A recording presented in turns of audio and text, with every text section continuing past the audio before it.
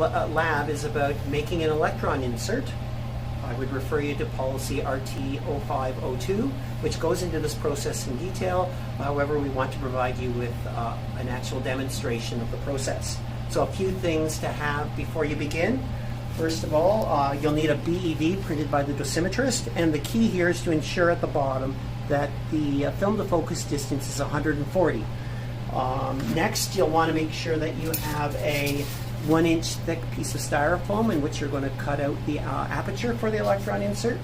And lastly, you're going to need to verify all the settings on the Hustis itself. And as per the policy, you'll see that the numbers here, you're going to want to make sure that this is set to 44.5 here for the tray height to ensure that the insert aperture will be cut at the appropriate distance.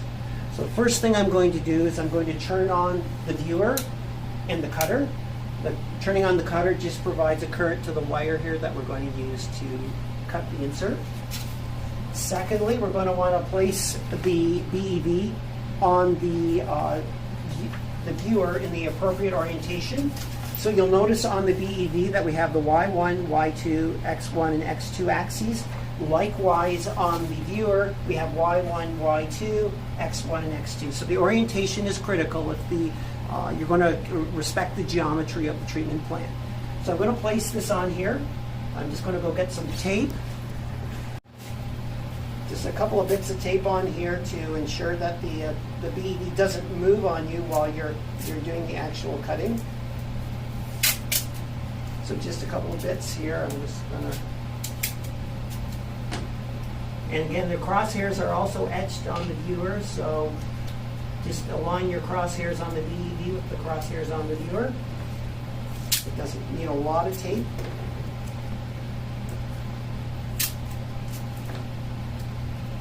There we go. Next, I'm going to put the styrofoam on the form here. So you'll notice there's a couple of little pegs on each side. So you snug it up against the back wall, and then push down, and it may require a little bit of force to snug that up. Otherwise, we're good to go. So again, we're going to take our sit down in the chair here, bring the cutting arm out. So the usual rationale here is the trick is to cut slow enough that the cutting wire will be able to follow the curves of the insert, but also not go so fast that when you come to a corner, the wire's not going to be able to keep up, and you're going to cut the styrofoam by cutting across the corner. So it's all about getting the right speed, and you can generally do that by just feeling the amount of resistance as you're moving the cutting arm. The other thing we'll want to do is provide a means of delineating the width and length, the axes, the iso center crosshairs on the insert. So what I'm going to do is I'm going around the insert. When I come to one of the axes, either the Y1, Y2, X1, or X2, I'm going to do a little notch on the styrofoam so I can get the orientation of the isocenter crosshairs. So I'm going to go ahead and start cutting. As part of this, also be aware that you want the temperature on the cutter dial to be roughly around 50. That will ensure that you don't cut too wide, and it'll also keep the wire hot enough that you won't have excessive resistance. So I'm just tracing up along the X1 axis, and when I get to the actual aperture, I'm going to start cutting. You see, just a slow, gradual pace. When I get to the X2 axis, I'm going to give a little notch.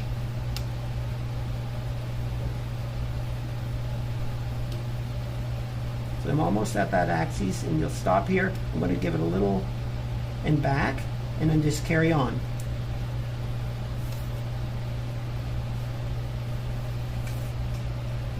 When I get to the Y2 axis, I'm going to do the same thing.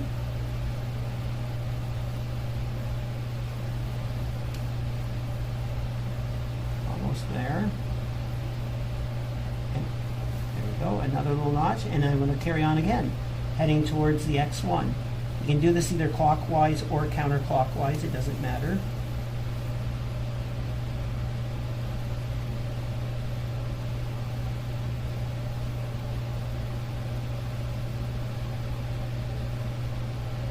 I'm almost at the X1 axis, so I'm going to do another notch. And we'll show you that when we're done here. And I came in just following the Y1 axis, so that I know that where the cutting wire entered in is in line with the Y1 axis. And once I get back to the Y1 axis, I'm just going to exit the cutting wire straight along that pathway. And then we'll come out, and we're done. I can turn off the cutter. Just swing it out of the way.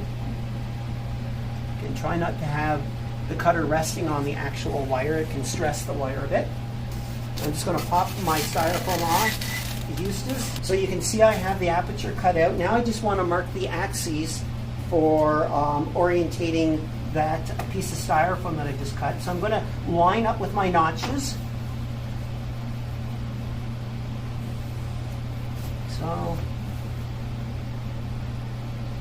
And then label them appropriately just to help me keep my orientation. So X1, X2, Y1, and Y2. So I've got that cut out. And you can see how I've used the notches to orientate both axes of the crosshairs, and I've labeled them so that when I place them I can keep my orientation straight. The next thing I'm going to do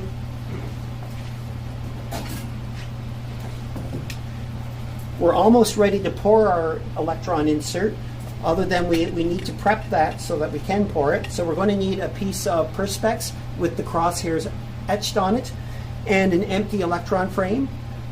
Ensure that, that there's clips here on all the corners that are there to help hold the lead cutout inside the frame. It's okay to use, if one of the clips is broken, it's okay to proceed, but I would say if two of these clips are broken, find another frame. What we don't want to have happen is for the actual Saraband cutout to pop out of the frame and injure somebody. So what I'm going to do, because I'm going to pour the Saraband into this frame, is I need to place this inside, and I'll use these notches here as a guide with there's a ridge here and here, and I'll seal this with tape because I'm going to flip it over and and put the aperture in here and then pour Saraband in there. What you don't want is it leaking out all around here. So I'll seal all the seams with tape. So I've done that. As you can see, I've run a bead of tape all along. The next thing I'm going to, and so when you're looking at this insert right now, that's X1, X2, Y1, and Y2. That orientation is important. I'm going to grab my aperture.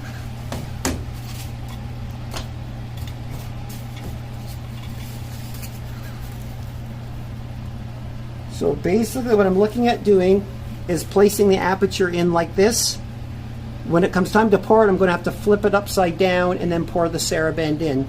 But as you can see, because I've labeled my axes, I know the correct orientation to place this cutout. So the next thing we're going to do is go over to the fume hood and the Saraband pot and pour the Saraband. Another thing to remember is, as of the recent upgrade to our TrueBeams to electrons, these electron frames are at least partially coated. The coating requires that the outer dot on either end be filled. And so we've supplied the mold room with caulking to fill those.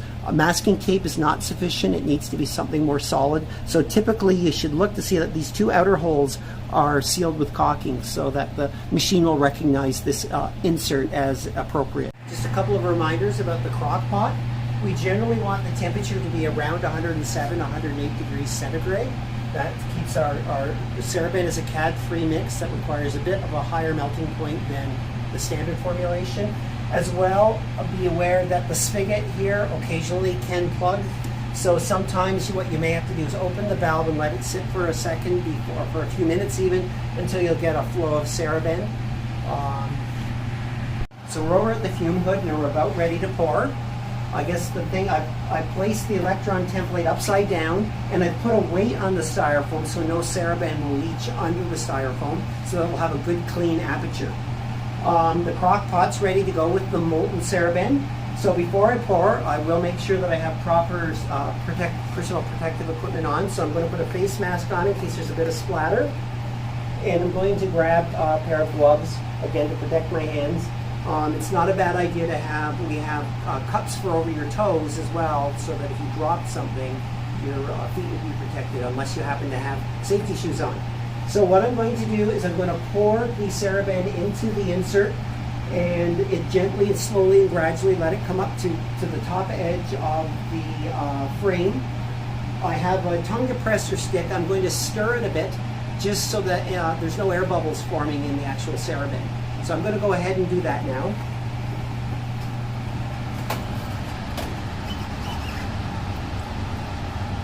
This is very heavy, so just be careful. And now I'm gently going to pour this into the frame.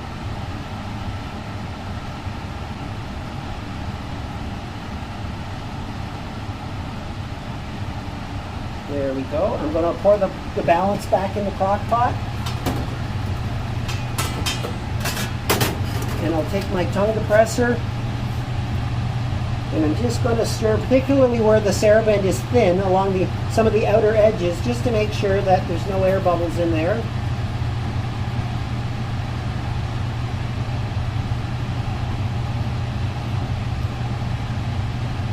While we're waiting for our electron insert to cool over in the fume hood, one thing to be aware of is for the bigger inserts, 15 by 15s, 20 by 20s, and 25 by 20s, 25 by 25, sorry, there can be significant warping. So on the edges of the insert here and here, they'll bow out because of the amount of Saraband in the frame. These frames are not structurally strong enough, and they'll actually start to curve.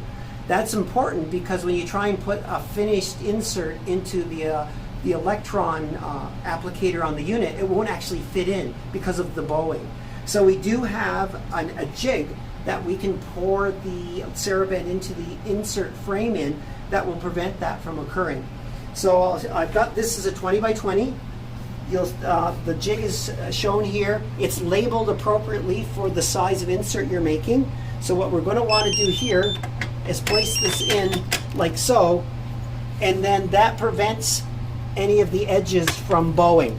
So it holds it nice. So you're going to actually, instead of pouring your Saraband into your blank insert on just the cooling tray in the fume hood, you're going to want to put this on in the fume hood and pour it into this so that you don't get the warpage along all of the outer edges of the insert ring. So we also have spacers for 15 by 15, 20 by 20, and if you remove all the spacers, the frame is built for a 25 by 25. Just remove the poured electron insert from the cooling plate, and now I'm going to start to prepare it for to be sent up to the treatment unit. So the first thing I'm going to do is take the tape off and remove that perspex or that UVEX layer. And again, if you've done a good job, you won't have any spillage here. And this should come off fairly easy.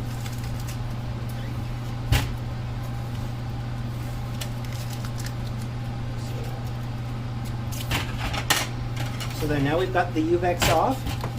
The next thing we want to do is punch out the aperture. Hammer, just a gentle tap. There we go. So, and there's our aperture. So one of the things, I'm going to put my gloves on now. A couple of things to be aware of. We're going to want to do a few jobs to get this ready to go to the unit.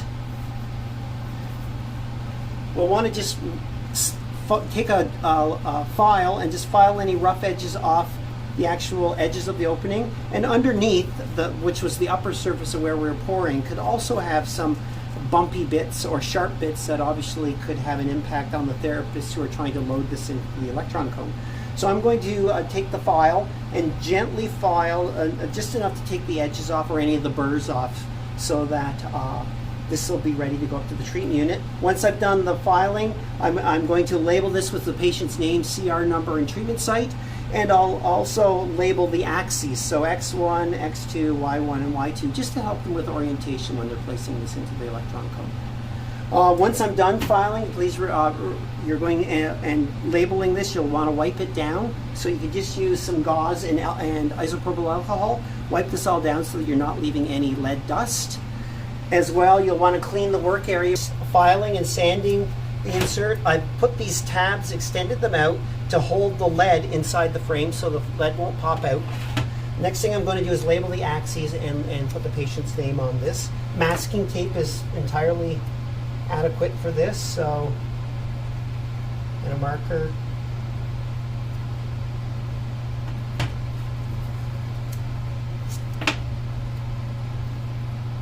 What remains really is I've wiped this down, I've cleared the tabs, I've removed any burrs on the aperture and the opening. I've got the axes labeled, so I'll just put the patient's name on it, and then all that needs to be done is for that to be checked by physics, and then it can go up to the treatment unit ready for use.